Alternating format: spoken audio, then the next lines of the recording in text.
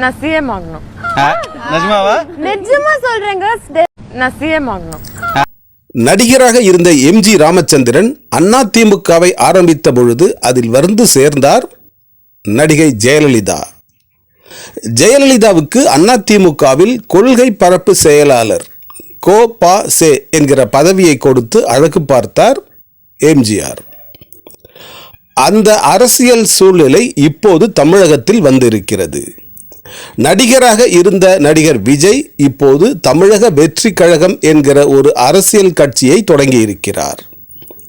இவர் கட்சி தொடங்கிய பிறகுதான் பல்வேறு பிரச்சனைகள் வந்து குதித்திருக்கிறது. திமுகவுக்கு சிம்ம சொப்பனமாக திகழ்கிறது நடிகர் விஜயின் தாவேகா. திமுகவினரும் திமுக கட்சியினரும் அரண்டு போய் கிடக்கிறார்கள் விஜயின் தமிழக வெற்றி கழகத்தை பார்த்து. நான் சிஎம் ஆகணும். நிஜமாவா? நிஜமா சொல்றேங்க. டெஃபினெட்லி. இப்படிப்பட்ட நிலையில்தான் நடிகர் விஜயின் மனைவி சங்கீதா நடிகர் விஜய்க்கு டிவோர்ஸ் நோட்டீஸ் அனுப்பியிருக்கிறார்.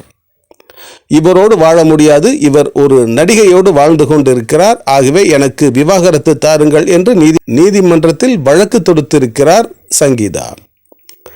இப்படி போய்கொண்டிருந்த நிலையில்தான் நடிகர் விஜயும் நடிகை திரிஷாவும் ஒன்றாக ஒரே காரில் வந்து இறங்கியிருக்கிறார்கள் ஒரு விஐபியின் திருமணத்தில்.